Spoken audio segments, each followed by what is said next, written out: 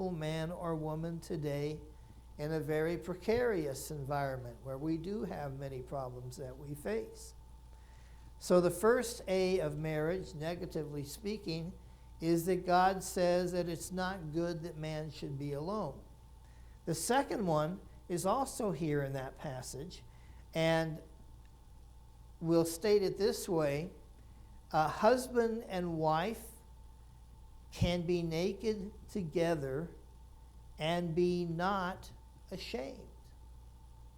And that's what verses 24 and 25 teach. Therefore shall a man leave his father and his mother, and shall cleave unto his wife, and they shall be one flesh. And they were both naked, the man and his wife, and were not ashamed. All right?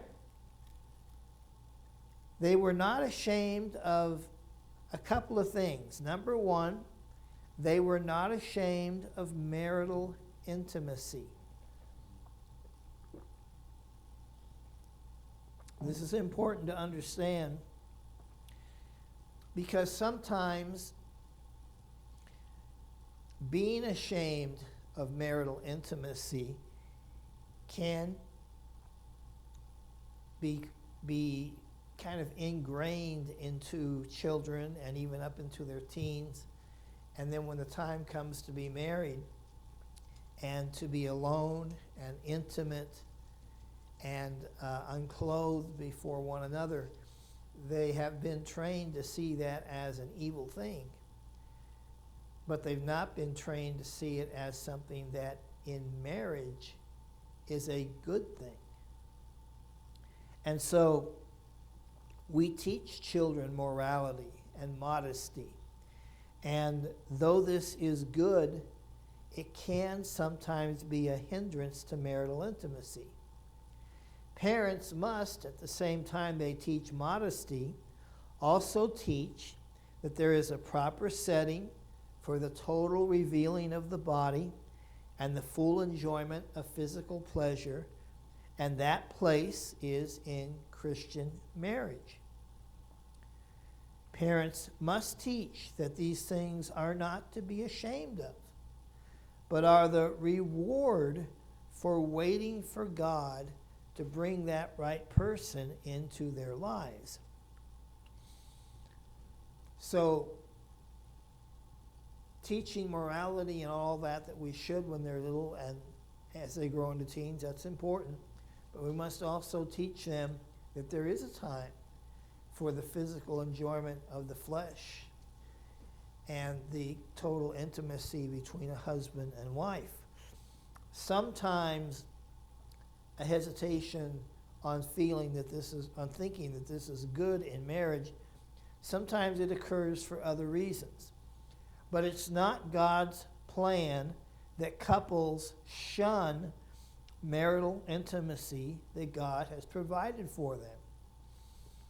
In fact, they owe this to each other. Husband and wife owe marital intimacy to each other. 1 Corinthians 7, Paul says, the wife's body is not her own, but belongs to the husband. And the husband's body is not his own, but belongs to the wife. And this is for each other's mutual enjoyment, to help bind them together in all ways, to help them to avoid temptation, and to quench a burning. It is God's way of providing for those fleshly needs. And thus God looks upon it and says, it is good. Here's what Hebrews 13:4 says. Marriage is honorable in all. And the bed, that is literally the marriage bed, is undefiled. Hebrews 13:4. And if God says the marriage bed is undefiled in all, then we have no right to call evil what God has called good. Amen? So, these last two negatives here, they are not ashamed of marital intimacy.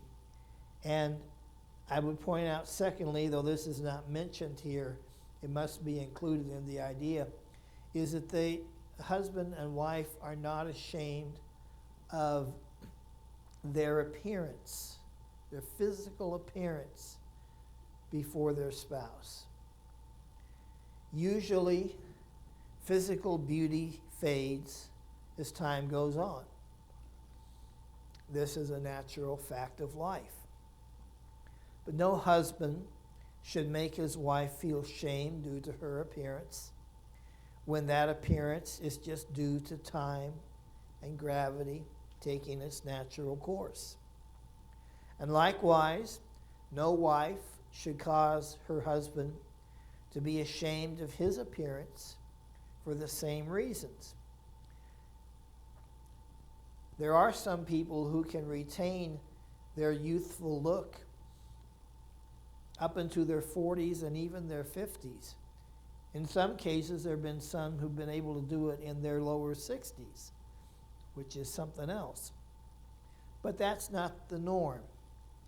The norm is that as we age, the body here and there begins to malfunction in one way or another, and where you could hardly, like for me, when I was in my 20s and teens, I tried to gain weight. I was very slim, and I wanted to build muscle, and I drank those protein powdery muscle building shakes, and lifted weights, and there was some improvement, but I was still a young, very slim guy throughout all of my 20s and through at least half, if not more, of my 30s.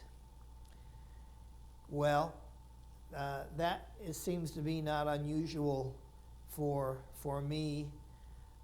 That's the way it has been. But since I've gone beyond my 30s and into my 40s and 50s, and now I can only say mid-60s for 3 more months. And then I have to say mid to upper 60s. I'm still going to keep the mid in there, but it's the upper 60s. And no, this body at 60-something does not look like it did at 30, 35. And this is true for all of us. All right? We must, even though our bodies do show the effects of aging and a loss of some part of physical appeal, we must continue to express to our spouses just as genuine appreciation and intimacy in later years as in the early years of marriage. By the grace of God, you are what you are. Paul said that. And it is not right to hold against a spouse a loss of youthful appearance and beauty, when that is simply the natural course of life. She did not make it that way. And believe me, she likes it less than her spouse does. Be guaranteed of it. So we're not ashamed in this passage of marital intimacy, and I think we can say that includes the idea that we're not ashamed or meant to make the other person feel ashamed of our physical appearance. All right, so those are 2 A's for negatives. Let me give you a positive for the letter A. And I would say that A has to be for always. All right, positively speaking, always. And the meaning here is that God certainly intends for marriage to be permanent until death separates what God hath joined. You know there are many, many scriptures which bear this out. And this only makes sense. If God joins two persons as one flesh, how can those possibly be separated? And I think I've told you before, when Jesus said in Matthew 19, I think, that what God hath joined together, let not man put asunder. And those words about what God hath joined together, they're the same words that were used by carpenters who would take 2 planks or 2, 3, 4, 5 planks of wood and make them as absolutely, they're flat this way, but they have a side about half an inch or an inch. And they make this side as absolutely smooth and straight as possible. And then the one they're going to join it to, they make that one as absolutely straight and just straight and perfect as it could be, so that when they put glue between them and then join these together and clamp them together, and then that glue dries, and those 2 boards that once were 2 separate boards are now one board. They're joined together by this glue.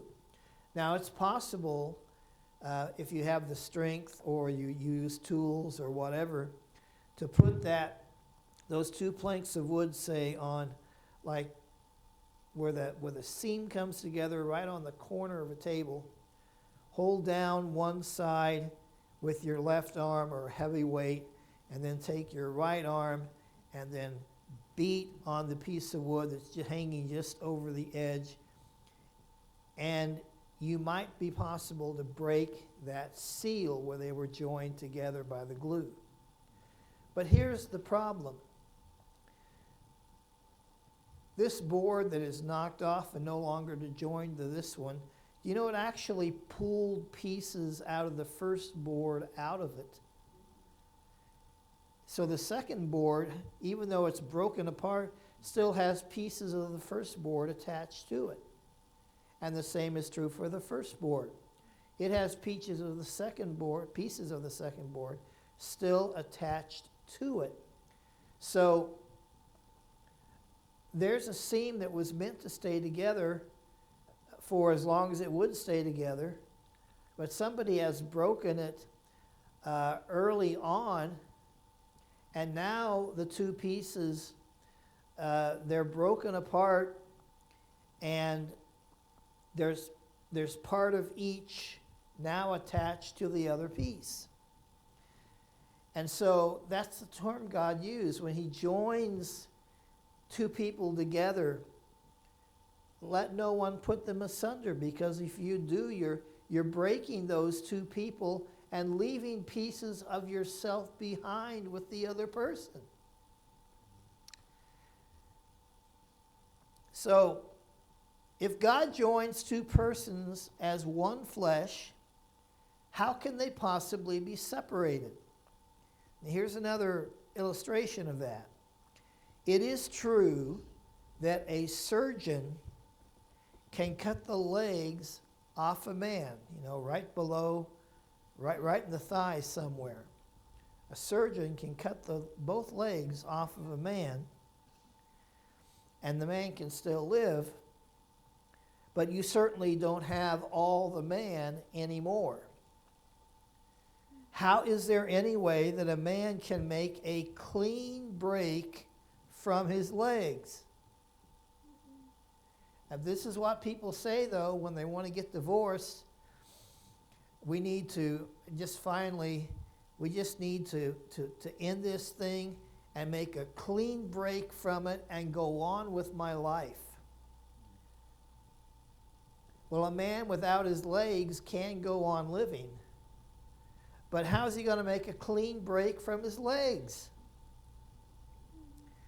So in like manner, there is no possible way for those whom God hath joined together to break apart and then, quote, get on with their lives.